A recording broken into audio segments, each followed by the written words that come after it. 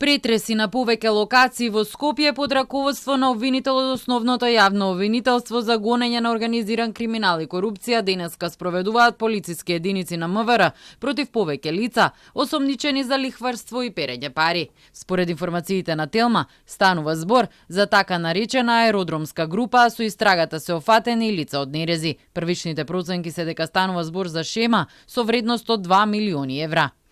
Под раководство на предметен обвинител од ОЈО-ГОК, единици на МВР вршат претреси на повеќе локации во Скопје. Станува збор за осомничени лица за кои постои основано сомневање дека сториле кривично дело лихварство и перење пари.